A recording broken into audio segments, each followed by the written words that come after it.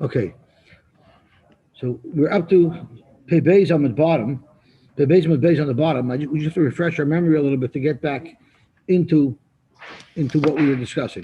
So what we were discussing was the machlokes between Rabbi Yochanan ben Broika and Rabbi Shimon as to how big was this kikar that you had to have in order to make an Erev Tchum. So without going through the whole cheshbon, we'll just take their final psak that Rabbi Yochanan ben Broika said the kikar is going to be a half of a kav, and that's going to be the two meals, a half of a kav. And Reb Shimon was a little smaller. Reb Shimon said it was 2/9 of a kav, because he said you make 3 kikars out of a kav. Each kikar would represent 1/3 of the kav, and the amount that you need for your Erev Chomen would be 2/3 of 1 kikar, which really is 2/9 of a kav. So at this point, the Gemara is assuming that the machlokes is it a half of a kav or is it 2/9 of a kav? There's a significant difference in between them. A half a kav and 2/9. 2/9 isn't even a quarter of a kav. So that's what the Gemara assumes at this time. Now, before we get into the Gemara, I want to speak out a very geschmack kasha that Rabbi Shlomi Feintuch asked yesterday. The kasha that he asked was, if the purpose of Erev Tchumen is to be kodesh shvisa for Shabbos, wouldn't it make sense for you to put a meal out that you would eat on Shabbos? So why is there a machlokes Reb Meir and Reb Yehuda if it's k'mezaynos of b'choil or if it's k'mezaynos of b'Shabbos, and the Mishnah says v'zeh mischav l'hakel? Regardless, if it's Shabbos that you're becoming shvisa for, wouldn't it make sense to put the amount of food that you need for Shabbos to be kodesh shvisa for Shabbos? That's what Shlomi Feintuch asked. I thought it was a very good question. So I at first glance, I thought that anyways, you're not putting out enough food for Shabbos. When we're putting out this bread that you use for Shabbos, that doesn't mean that's all the food you normally eat on Shabbos. All you're doing is you're putting out as much bread as you would normally eat on Shabbos. So normally in a Suda, you'd have chicken, you'd have soup, you'd have kugel, and you'd have challah. You're just putting out the amount of challah that you would need for Shabbos. So it's not about actually putting out enough food to live on Shabbos to be kodesh shvisa. Chazal or Mekel and said you only have to put out something that's symbolic. But your kasha is still a beautiful kasha. So the Gaon Yaakov asks a beautiful kasha that I think complements your kasha. And he asks, we're all talking about Muslim shtei sudos. On Shabbos, we eat 3 sudos, right? So then if you're trying to be kodesh shvisa for Shabbos, you should put out Muslim gimel sudos, right? So that's really it's really another angle to your kasha. If we're realistically trying to create a food environment that'll sustain you throughout Shabbos, then you need to have a lot more food. So the Gal Yaakov says again the same thing, that we're not really a person can survive off 2 sudas. So we're not looking here to put enough food to be mekayim the mitzvah of Shabbos. It's just enough food to show that you're making a kriyas. So it's not about Shabbos. It is about Shabbos, but the amount of food you need to bring is not about Shabbos. It's a symbolic amount. So that's what he says. It's interesting. The last thing we learned was the Amri Inchi Ravcha Levesima Shchiach. When there's good food, there's always more room, right? That's the saying. So they learned a very interesting word. When Yaakov stole the brachos from Esav, he brought his father food, and after when Esav brought his father food, Yaakov said, "I already ate." But the problem is, it was good food. So if it's good food, isn't there the saying that Rav Chol of Asima Shchiach, there would have been room? How could Yitzchak say I'm full? For good food, you could always make room. So the Targum on when it says Bo Achicha b'mirma, when Yitzchak told Esav, your brother came b'mirma, the Targum says b'chachma. So they want to learn that b'chachma means b'chachma satorah, and that night was Pesach, and he brought him a korban Pesach to eat, and he knew that ein maftir and achar Pesach havikoymin. Yaakov knew that his father halacha cannot eat after the korban Pesach. So that's when B'achicha b'mirma b'chachma, he came with the chachmas haTorah. He used the halachas of the Torah to prevent Esav from providing food for his father. That's how they want to learn. Because otherwise, how could Yitzchak say he didn't have room? If it was good food, as I'm sure it was, there's always some extra room. I think the problem with the mom was that they weren't able to see the food that the mom represented, right? Mom tasted like anything. Why wasn't it satisfying? It's interesting. We're going to learn about the mon soon, and Rebbe Elvin said a very nice thing about the mon. He said over about the mon that everybody went and gathered how much they felt. I don't know what the lashon is, but everyone took according to what he felt he had to take. But at the end, when he came back, he realized that he still had only an omer per person. No matter how much he took, because of his perception that he would need a lot more or a lot less, everybody still ended up with the same amount with the omer. So it was like a fat camp. It was like a diet camp being in the midbar. No matter how much food you put on your plate, at the end of the day, when you ate, you only had the proper serving size. So that was incredible. I bet you that it's not shy. Nobody in the midbar could have been overweight because they were on a very regimented diet. Because no matter how much food they put on their plate, they only ended up with an omer. Okay, Zok the Helig Gemara. And it was fat free and carb free, probably. Okay, Zok the Helig Gemara. Rabbi Yochanan ben Broika omer. Was waste free also. It was waste free as well. That's correct. Right. That's why they called it the lechem hakaloikel. Right. And I can imagine, like the yeshiva bochum who needed a bathroom break. There's a lechem hakaloikel. I can't even take a break to go to the bathroom, and I want to get up to go to the coffee room when they're serving coffee here. I can't get up. Okay, so Zok the Helig Gemara. That's what they say. That the only difference between Gehenim and Gan Eden is there'll be someone sitting in Gehenim. It's the same as someone sitting and learning, and the guy in Gehenim wants to get up to go take a coffee, and the waiter comes and says, "No, here you don't have to get up to take a coffee. Here we bring it to you." Zok the Helig Gemara. Rabbi Yochanan ben Broika omer. So we just learned, and we discussed it yesterday, that a half a kav is the amount that we need for the Erev, according to Rabbi Yochanan ben Broika, and according to Rabbi Shimon, it's 2/9. Zok the Gemara Tana u'kroivim deverim liyos shavim. They're really pretty close. Frank the Gemara, how could you say they're pretty close? 2/9 and a half are pretty far apart. Mi dami, Rabbi Yochanan, arba sudasa lakava. According to Rabbi Yochanan, there'll be 4 meals in a kav, because 2 meals is a half a kav. The Rabbi Shimon, teisha sudasa lakava. And according to Rabbi Shimon, there'll be 9 sudas in a kav. Well, the reason why there's 9 sudas in a kav is because the way Rabbi Shimon described it is there's 3 kikaras to a kav, and each kikar represents 3 meals. So 1/9 of a kav is going to be a suda, versus 1/4 of a kav being a suda. On Rav Chisda, there was really a big problem with this whole formula to begin with, because the formula was based on how much flour you can buy for a sela. That's what it was all based on, if you remember yesterday. The problem is, you're buying from a baker a finished baked loaf. Yeah, the Mishnah says, Midalet son besela. And that's what the Gemara is challenging now. If the cost of flour is that much, so when the merchant buys the flour and makes it into a cake, he's actually going to be losing money at the end of the day, because he's selling it to you for the same cost that he had, and on top of that, he had labor and he had fuel and labor and fuel, which costs more. So Reb Chisda says, "Seimei and shlish lechenvedi." This quarter of a kav that you're saying is what is a meal.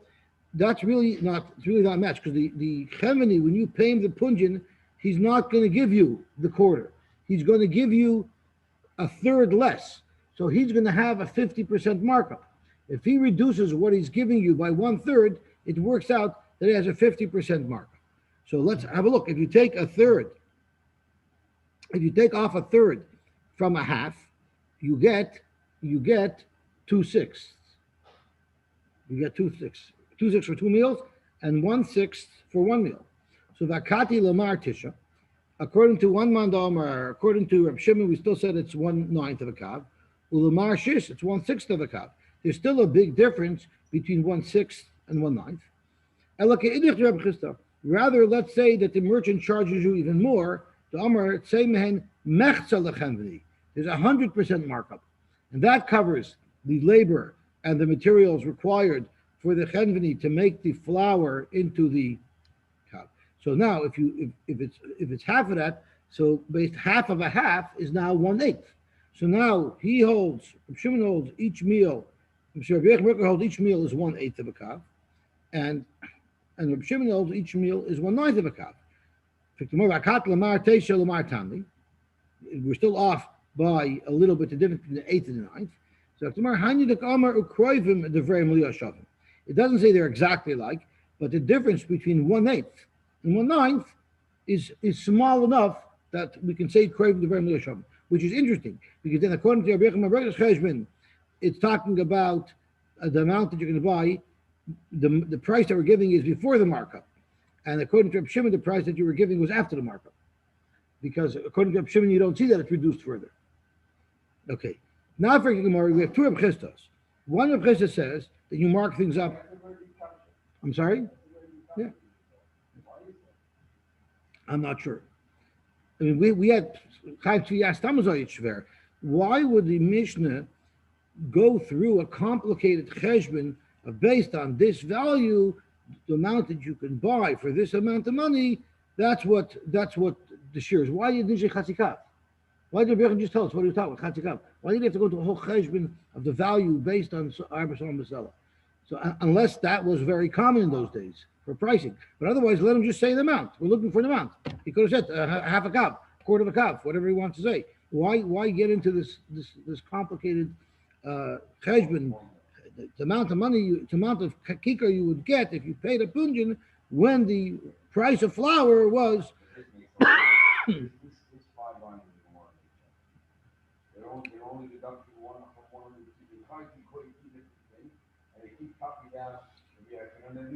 Because Rabbi Yochanan seems to be talking before the markup, and Rabbi Shimon is talking after the markup. But again, so it's not parallel. So it does make it sure. I agree. So Zok the Gemara, but we still have two Rabbi Chistas. One Rabbi Chista said that the markup is 50%, and one Rabbi Chista says the markup is 100%. So the teretz is one's on Prime Day. It's a pasha to teretz. But the Gemara didn't have that teretz because they didn't have Amazon in those days. So if Gemara kasha to Rabbi Chista, so Gemara like kasha.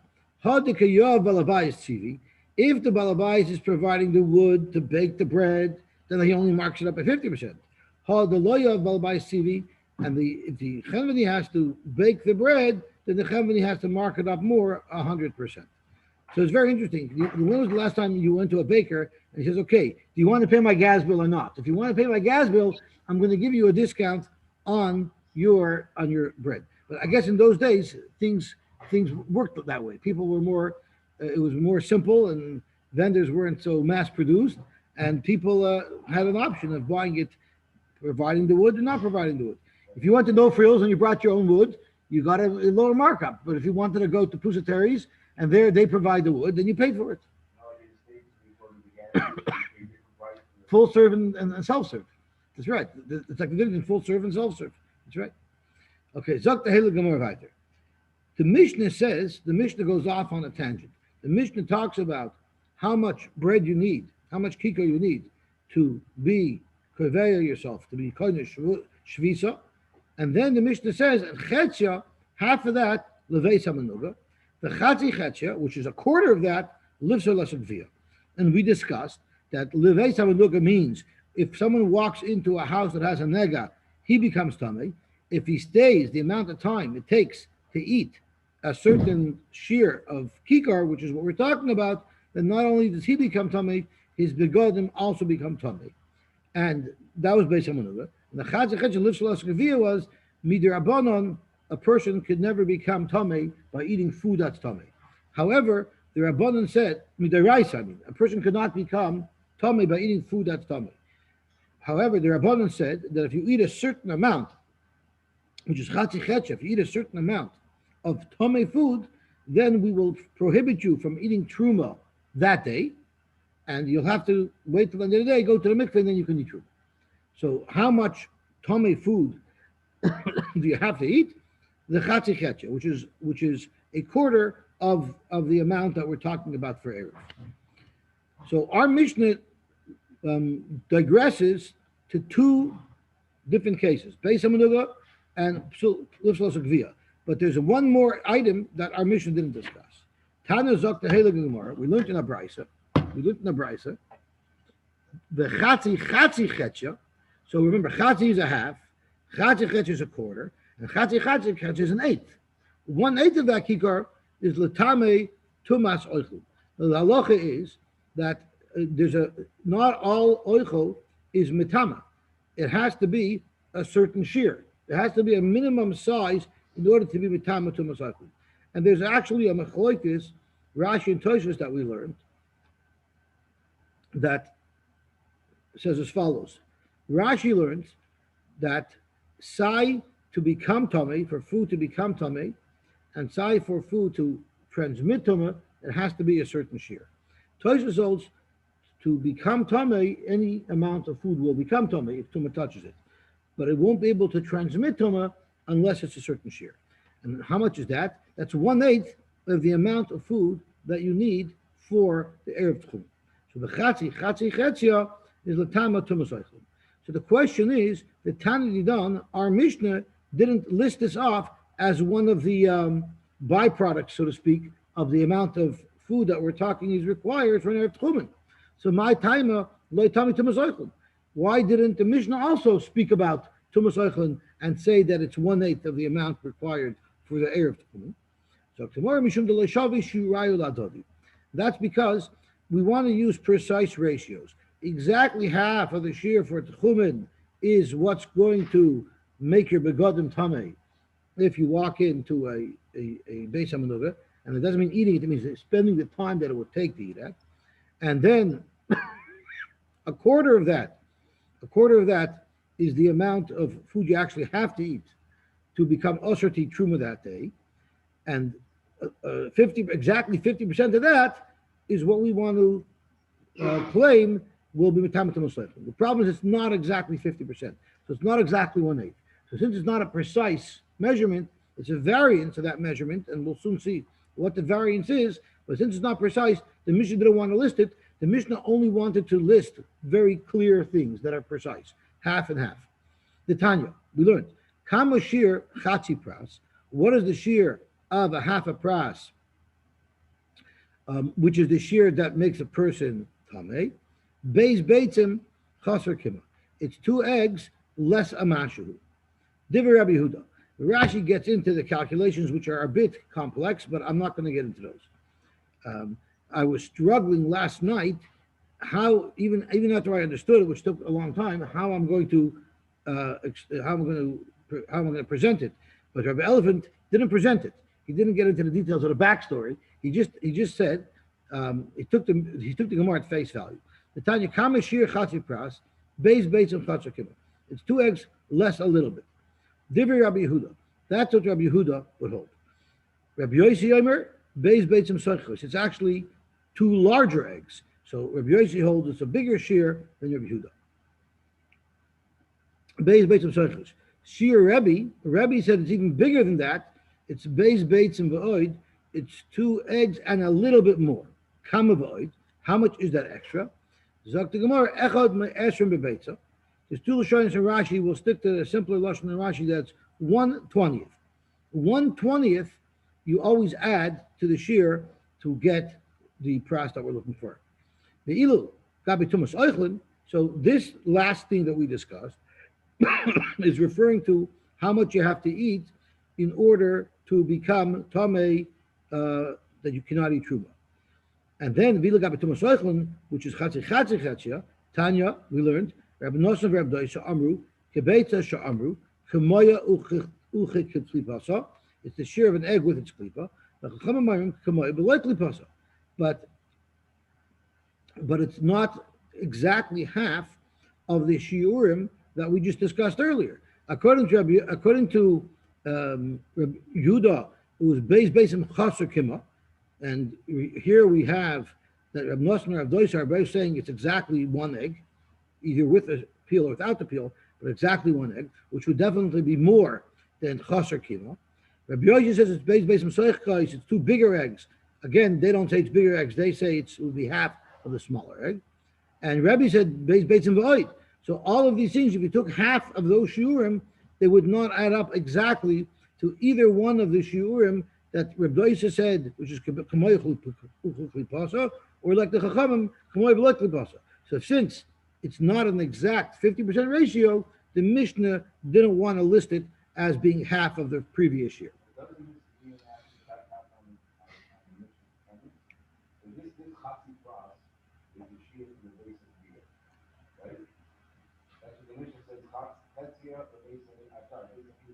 Correct. Right? So it itself is not exact. Why not? Because it's two eggs and a bit, it's itself as to what the size is. And it doesn't even be exact. Right? It says each of them on the other, they're not exact. So okay. So that's a very good kasha. We're going to soon learn that there are ratios of different shurim to different shurim. Like we have this, I always refer to the ka'askal avigudu. There's a direct formula that a kur is 10 ephah, an ephah is 3 saw, a saw is 6 kav, a kav is 4 lug, and a lug is 6 beitzim, right? So that ratio always remains the same. But what has happened over the years, it would be nice. That's right. So it's visual. But what seemed to have happened over the years, and that's what the Gemara is going to be discussing, is things went off. For instance, an ephah, if you want to see how much a saw is, a saw should be, if a saw is 6 kav, and the kav is dalet lug, and the lug is vav, you multiply. So a saw would be 6 times 4 is 24, times 6, 24 times 6 is 144. So a saw should be 144 eggs. We're going to soon see in the Gemara that someone brought a saw to Rebbe, and when he measured it out exactly, it was a lot more than 144 eggs. So what happens is over time, the sizes of eggs changed, and it started making everything a little wonky. So that's where these different things are coming from. That's where these things are coming from. So if you see, are using big eggs, are using small eggs? When we said that there's an ephah, a certain amount of flour, is it based on big eggs? If everything's dependent on eggs, well, how big is that egg, right? So because of that, there's a little bit of variance.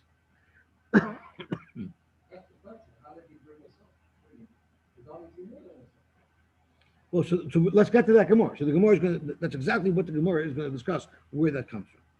So Zok the Gemara. Amar Rafam bar Papa Amar Pista. Zu divrei Rabbi Yehuda Rabbi Yosy. This is what the shita of Rabbi Yehuda and Rabbi Yosy is. The Chacham say it's not an egg, it's kebeya umechza seichakos. It's like a big egg and a half versus an egg. Zok the Gemara. Uman Chachamim Rabbi Yochanan ben Brayta. So in order to understand this, we have to go back to analyze where these shiurim are coming from. So let's look at the top Rashi, and the Rashi will tell us that we're working with Rabbi Yochanan ben Brayta in our Mishnah, and we're working with Rabbi Shimon in our Mishnah, because they have different sizes for the shiur for Erev, which obviously trickles down to impact how much the smaller shiurim are. So let's see the first Rashi, the chatzi chetchia l'tameh to masaykel. So the Rabbi Yochanan ben Brayta could islay. Rabbi Yochanan ben Brayta will work with the shear that he had. The hainu kebeya chaser via. The chatzi chetchia will actually be 3/4 of an egg. Why is that? Sharehu shear bekikar shel roivakav. After we discussed the markup, it ends up being a kikar. How much do you need for the erev? You need a kikar that was a roivakav. It started off with a half a kav, but after the markup, we knocked him down to a 1/4 of a kav. Right? That's what we just learned. A 1/4 of a kav means each meal is 1/8 of a kav versus the 1/9. For each meal, 1/8. So the kikar for the erev is going to be 2 meals. So it's a 1/4 of a kav. So he said you need a kikar that's a 1/4 of a kav. Could Amar mechza schar lecheveni nimsa kikar bepunjin right the kav. The punjin that you're going to pay for the kikar, you're going to get a kikar that's a 1/4 of a kav. The haint now a 1/4 of a kav, if you break it down, is vav bayim, because a 1/4 of a kav is a loig. A loig is 6 bayim. So So a quarter of a kav is the same volume as 6 eggs. So I'm starting off with a volume of 6 eggs. That's the amount of a kikar that I'm going to have for Erev Tchum, according to Rabbi Yochanan. Chetzia, half of 6, is Gimel Beitzim. So that means the amount of time it would take to eat a kikar that's Gimel Beitzim will make a base. If you walk into Beis HaMenukah and you spend that amount of time, you'll become Tomei. The Chatzi Chetzia, and half of 3 is going to be, half of 3 is a Be'u Mechta. It's 1.5 eggs. That's Lipsolas Agviyah. If you ate an egg and a half, you're going to, of food that's Tomei, you're going to become Osir to eat Truma that day. Tumas Eichlin, and Tumas Eichlin is half of that. What's half of an egg and a half? 3/4, right? 3/4 times 2 is 1.5. Tumas Eichlin, it's Gimel Revi'e Be'ah. So that's how the cheshbon would work out according to. That's how the cheshbon would work out according to Rabbi Yochanan ben Broika. It would be 3/4 of an egg. Ulu Rab Shimon Shashir Bekika Migimel Lekav. Shimon who holds that what type of kikar are we using? We're using a kikar that's 3 loygan, right? Because it's 1/3 of a kav. It's 1/3 of so it's one. Each meal is 1/9 of a kav, but each kikar was 1/3 of a kav, right? Megimel a kav, kikar shleima is chatzpein. That means a full kikar is going to be the amount of 8 eggs, because a kav is 24 eggs. A kav is the volume of 24 eggs, again, because you have a kav is dalad lug, and a lug is vav bein. 6 times 4 is 24. So therefore, each kav is 24 eggs. So 1/3 of a kav is 8 eggs. So the kikar that's made out of 1/3 of a kav is going to be a kikar that has a volume of 8 beitzim. This is much easier to divide. Chetzia dalit, half of 8 is 4, which is the Beis HaMenukah. Chatzi chetzia, half of 4 is 2, which is the amount that you use for that will make you tomei, that'll make you osher to eat truma if you ate that shear. And chatzi chetzia, which is the amount that you need to have tumas oichel, is going to be 1 beitzah. So basically, depending on who you're using, if you're using Rab Shimon, it's going to be 1 beitzah, and if you're using Rabbi Yochanan, it's going to be 3/4 of a beitzah, right? And that's for the smaller shear. But for the middle shear, which is what makes you tamei, it's going to be either 2 beitzim or a beitzah and a half. So Zok to Gemara, Uman Chachamim hold is only a beitzah and a half. It's Rabbi Yochanan ben Broika. So Rashi says over here, earlier Rashi explained, which is the Rashi we just learned, the bekikar shall roiva akav, a kikar that's a quarter of a kav has 6 beitzim. That's the shear for an erev. Chatya, half of that, which is for a Beis HaMenukah, is going to be 3, and chatzi chetzia is going to be a bay and a half. So therefore, when you have this brisa that says,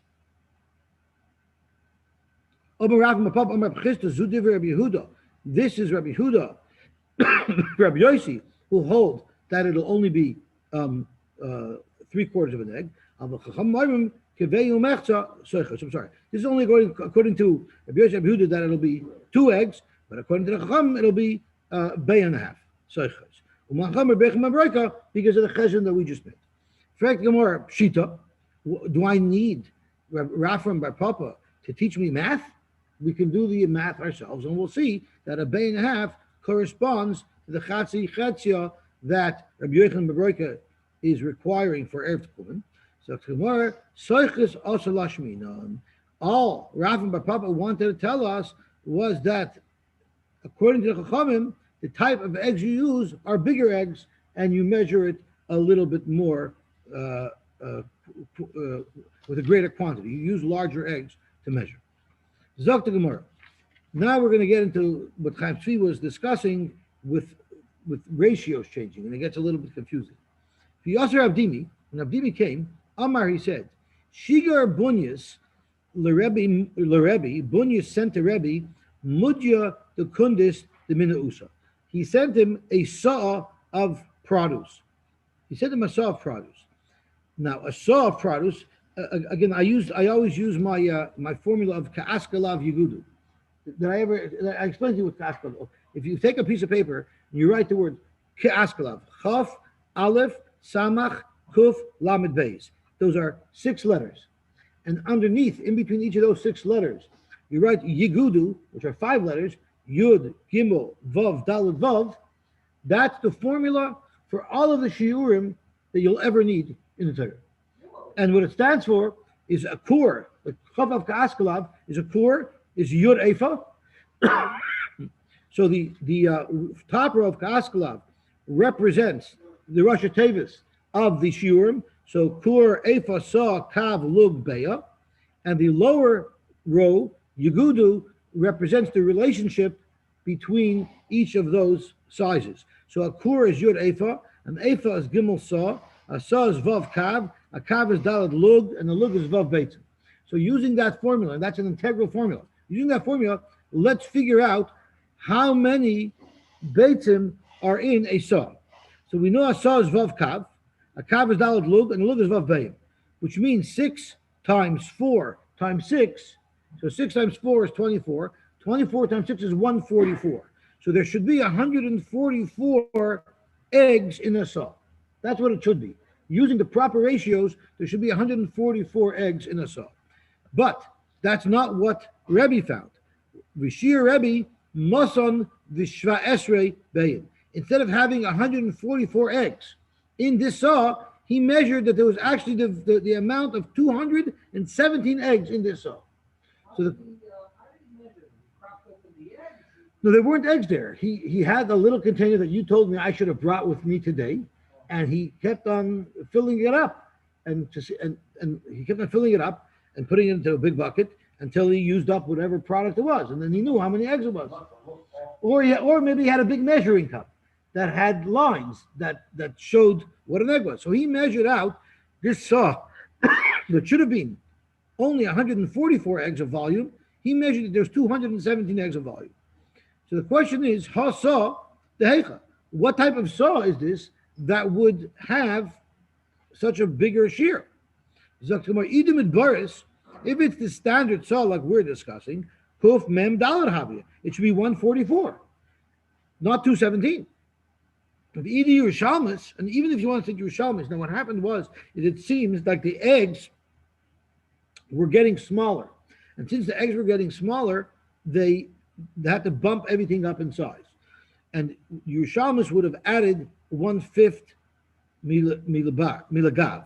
So that means is if you take the number 5, if let's say the old egg was 5 units or whatever is 5 ounces, let's say it was 5 ounces, you take one of those 5 and you add it.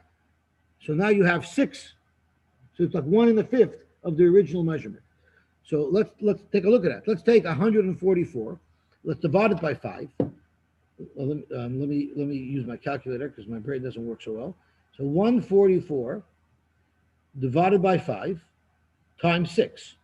Do you see how I'm getting that? Because you're adding 1/5 on, and that equals to 172.8. 172.8 is almost 173. In fact, if either your Yerushalmis kuf ein gimel haba, it's only 173. You're still not at 217. V'idi Tzipuris, now the Tzipuris added another 1/5 onto the Yerushalmis. So I'll take 172.8. I'll actually use 173. 173. I'll divide that by 5, and then I'll multiply it by 6. That gives me 207.6. So the V'idi Tzipuris Reish Zainav, it's only 207. So what type of measurement is he using here that he actually had a saw that was 217 eggs? I'm sorry? I hear. So tomorrow, la'olam the tzipuris. Let's say it was tzipuris, but that means I have a deficit of 10 eggs, right? So tomorrow, I see chalsa shadi alayu. Now this bread, whatever it was, there was challah that had to be taken from it. So he would add the challah to it. So let's think, how much do you give for challah? We discussed it. A homeowner has to give 1/24, right? So let's take 207. Let's take 207, and we'll divide it by 24, and that's 8.625. So you have to add approximately 8.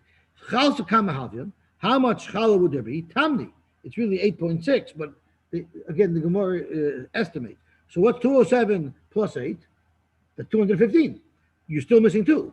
I'm still missing 2 eggs. So the question is where did this shear come from that it should be 217 eggs? Ella, I see the oidois to Rebbe and Shadu Alayu. We learned earlier when we were discussing the shurim, Rebbe held that you had to add a va'oid. And how much was the va'oid? It was 1 out of 20, right? Rebbe said, Beis beitzim va'oid, kama va'oid, echad me'esrim. You have to add 1/20th. So now let's make the cheshbon. If we have over here, I'm sorry. Well, I'm up to 2. We're up to 215, and we're missing 2. But let's see what happens if we add 1/20th. So what we're really doing is we're going a little bit backwards. I think we're getting rid of the chalas svara. We're getting rid of the chalas svara. I'm sorry. We're not. I think we're backing out of the challah completely. So. The old challah one doesn't make sense.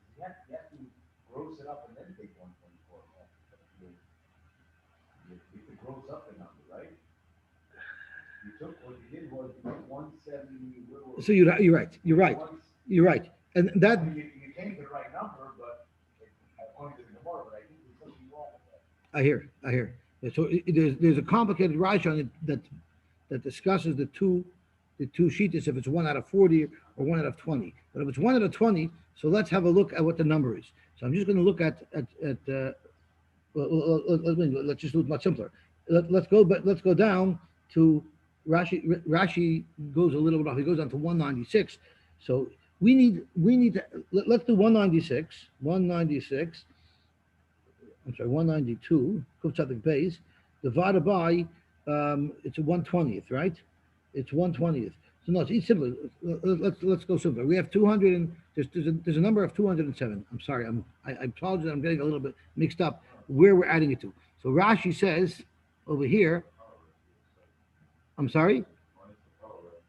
If we might as well, we're at 207, but okay. So if right, let's do it. If you might as well, 207, 1/20th of 200.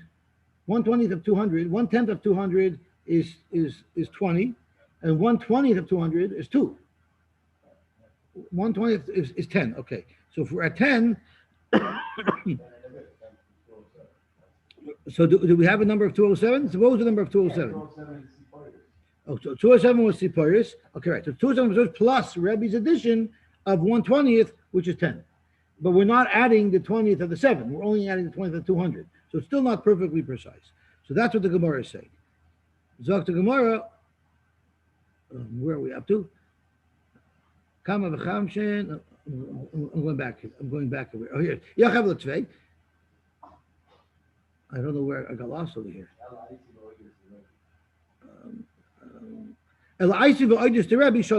So if you take the extra of Rebbe, which is the extra 10 for the 200, if you base it on the 207, which was the tziporis, and you add to it 1/20th, you'll get your extra 10, and that's how you have your 217. I'm sorry? Oh, because Rebbe held that any egg really had to be an egg plus 1/20th of an egg. Rebbe said that earlier. Every time you measure an egg, you always add 1/20th to it. Because the tziporis amount was 207. Right? Well, because we're breaking it out to simplify it.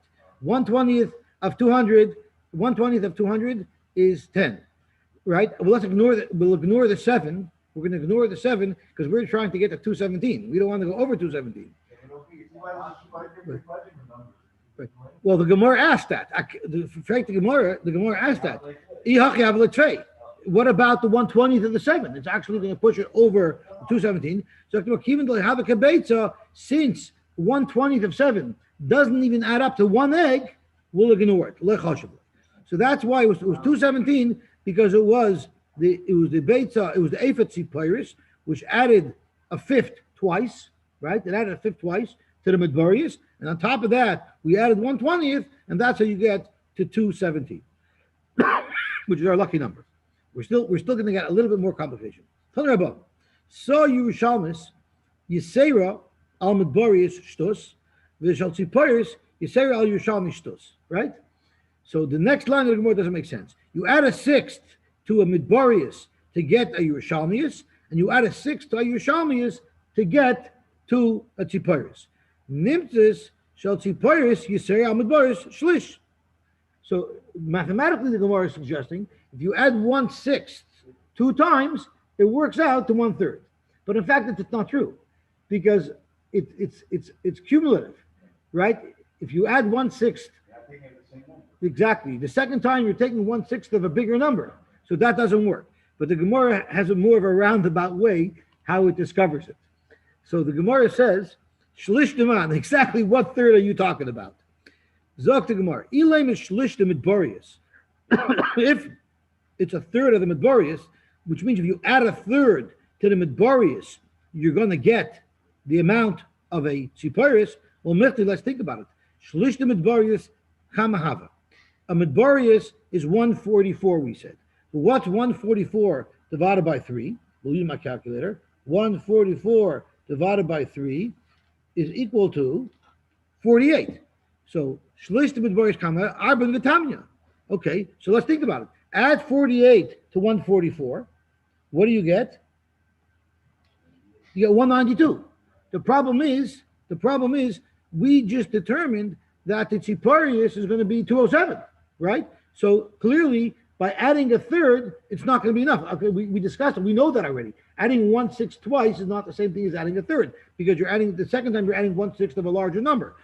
So now the Gemara is actually doing the math. So the Gemara says it won't work out. If you add 48 to 144, you're going to get 192. You're not going to get 207. If you take 207 and you subtract from it 144, you get 63, right? So we're looking to add 63 eggs to the amount in order to get from the midbarius to the tziparius. So that doesn't work. So let's try about the shlish the Yerushalmis. So let's take the shlish of the Yerushalmis. Shlish di da kamahavin. How much is a shlish of the Yerushalmis? That's going to be chamshim v'tamya. It's going to be 58. Because what was the Yerushalmis? The Yerushalmis, say, was Kuf Ayin Gimel, was 173. So let's take 173 and divide it by 3. 173 divided by 3 is equal to 57.6. So again, the Gemara estimates it at 58. Or it's actually not. It's Chamishim Nachi Tilsa. It's 57 and 2/3, right? The Ilu Oitfa Shishim Atlas. We already said that it's 63 more. We already said the Tziparius is 63 more than the Midbarius. So 207 is 63 more than 144. So adding 58 won't cut it either. So that number doesn't work either. So you cannot take a third of the lower number, and you cannot take a third of the Midbarius. That won't work. And you can't even take a third of the Yerushalmis. That won't work. So what must it be? Vela the Tziparius shlish di da. Take a third of 207. So 207 divided by 3 is equal to 69. So shlish di da of Tzipari, how much is it? It's Shivin Nachichada, which is 69. Vilu Oitva Samach Gimel. And we learned that it's 63, right? 63 is really 144 plus 63 is 207. So that doesn't add up. So we're stuck. What does this mean that you add a third? This is what it means. Nimta saw shel tzipari. A saw of tzipari, Yisera al Midbarius is bigger than a Midbarius, Karaiv lishlish shalom. Meaning the 69 to 63, it's close to a third. It's almost a third more. The Gemara doesn't like that. Don't worry, the Gemara doesn't like this. The Gemara, this is the Gemara's math lesson. Ushlish shalah. And a third, which was 69, a third of the eggs in 207, right? A third of the eggs in 207, which is the saw tziparius, is going to be almost half of the midbarius, because the midbarius is 144, so half of that is 72. So 69 is close to 72. So these are very sort of inaccurate calculations Frank the Gemara, Matzka Floravina, Midi Karav Katani. You're getting exactly Duvi's spontaneous chuckle is exactly what Ravina is asking. What the Gemara is giving us, the Bryce is giving us some accurate ratios, and everything becomes fuzzy. So we really don't benefit anything from this information. El Amar Ravina, I'll tell you what this means. Shlish shel tzipori. If you take a third of the tzipori, biva oidi is Rebbe, which works out to 217. We already calculated. So 217 divided by 3. What's 217 divided by 3?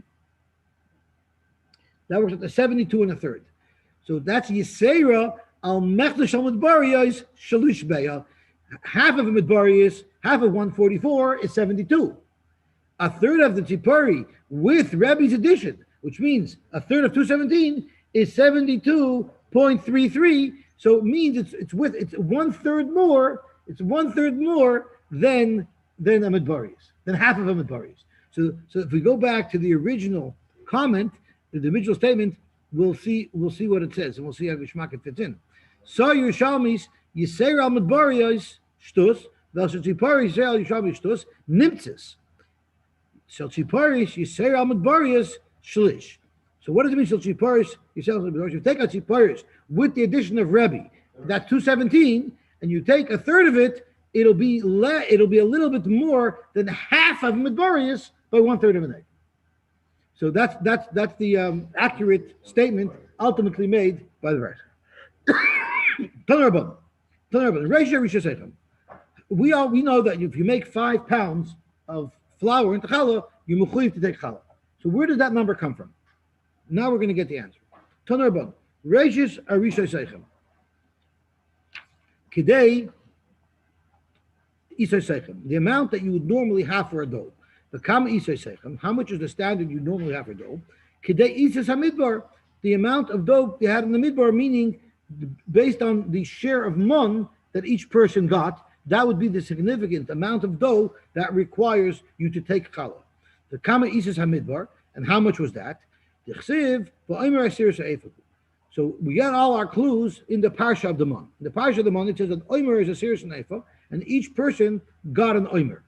So from there we know, Mikan Amru, Zayin Revoim Kemach, Ve'oid, Chayeves Bechala. So let's do the cheshbon. Using our Ka'askalav Yugudu, we know that an Omer is 1/10 of an ephah. So let's see how many eggs are in an ephah. So we know it's 144. I'm sorry, it's 144 times 3. 144 times 3. So let me use my calculator. Clear. 144 times 3 is 432. So there's 432 eggs in an ephah, which means 1/10 of that is 43.2. Right? An omer is in a serious ephah. So that tells us that an omer is 43.2 eggs. Mikan Amru, Zayin Revoim Kemach. Now a roiva is a lug. A lug has 6 bain. So if I take 43.2, and then divide it by 6, because that's how many eggs there is in each roiva, 43.2 divided by 6 is equal to 7.2. So Mikan Amru, Zayin Revoim Kemach Ve'oid Chayeves Bechala. 7 1/5 roiva calves of the flour would be enough to trigger the Chi of Challah. Roiva Hakav is a lug, exactly, and a lug is 6 bayim. So if we know the amount of we know an omer is 43.2 eggs. 43.2 eggs works out to 7.2 lug or 7.2 revias, and therefore that was the amount of portion everybody got in the midbar. And that's also the critical mass that requires you to take challah. Shein vov shel Yerushalmiyos, using the 1/5 or 1/6 ratio, if you do the math, 7.2 would work out to 6 logen of the Yerushalmiyos, and it would also work out to shein hey shel tzipori, which would only be 5 logen of the tzipori, because as they get bigger and bigger, they require more and more eggs. So here's the beautiful line. Mikan Amru, from here we say, if someone eats this amount, which is the amount that was prescribed by the month. That's how much month each person got. If you eat in a serious sa'ifa, if you eat the volume of 7.2 eggs, hareza bori. That's a healthy person, the mavorach. Someone who eats that amount is healthy. Yes, okay, if someone eats more than that, Raifson, he's called a fresser, which is not good for him. Rashi says, if you eat too much, you suffer from ubeten rishom techaser. The big belly of the Russia, I'm starting to feel very self-conscious over here, is bad for you. And then pachas began, if you eat less than that, it means mechokol b'meyav, you must have an upset stomach if you're not able to eat what a normal person eats. So this is what this is what I spoke about earlier, that no matter how much you collected of the month, the Lashon HaPasuk is take whatever you want to take. At the end of the day, everybody only ended up with an omer, meaning the midbar was a very good diet farm, because no matter how much food you gathered, at the end of the day on your plate you couldn't get more than an omer. So everybody ate the same amount. Everybody ate a healthy amount. Okay, Gavaltik. Should we try to hop around the Mishnah or should we stop? We have a couple minutes, no? Okay, so we'll hop around the Mishnah. Anshe Chatzar. Now we're changing subjects. We're going back to Eruvin, not complicated numbers. Anshe Chatzar, Anshe Merpeses, Sheshaklu V'lo Irvu. So you have people who live on the upper level. We had a similar story to this. So you have people who live on the upper level and in the lower level. The people on the lower level who walk right out into the chutzner. The people on the upper level have a porch that they go out to, similar to those hotels where you enter the room from the outside. So you go up the stairs to a porch and then you go into each room. Now, if you notice in the picture, they show that even the upper level rooms aren't flush to the merpeset. There's also a little steps to go down. You see that in the picture, in the article picture? The Gemara, that's going to be relevant to the Gemara later. But for now, there's two stories. The upper story accesses through the merpeset, but basically they all share in the chutzner because they all need to go through the chutzner to get out into the Rishus HaRabban. So what state on the Mishnah? Anshe chutzner, anshe merpeset, sheshakhu v'lo yirvu. They're going to make an error. So what happens is that they must each they each had an error for themselves. So the people upstairs made their own error, and the people downstairs made their own error. So now we need to know the demarcation point. We need to know up to what point is that considered within the area, within the domain of the people upstairs that they can carry there, and up to what point can the people downstairs carry. So Zaktimar Kol Shagavoya Yut Tfachim, anything that's above the height of 10 tfachim from the ground, Limer Pesach. That's going to be areas where people who live upstairs can carry, and the people downstairs cannot carry there.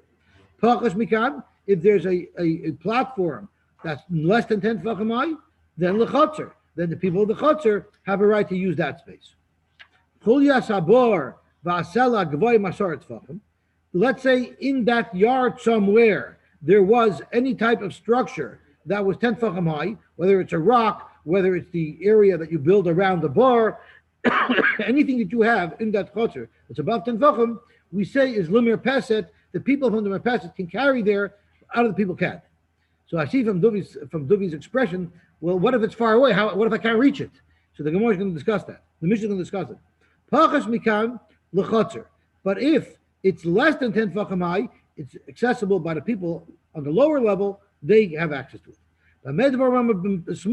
What type of platform, rock that's 10 tfachim high, do we say the merpeset has access to? That's only if they can reach it from their merpeset. If it's all the way on the other side of the chutzner that they can't reach without going through the chutzner, of course, they wouldn't be able to access that area. They wouldn't be able to carry there. But pachas mikan l'chutzner. If it's far away, even if it's 10 tfachim high, l'chutzner belongs to the chutzner because the people of the merpeset can't reach it.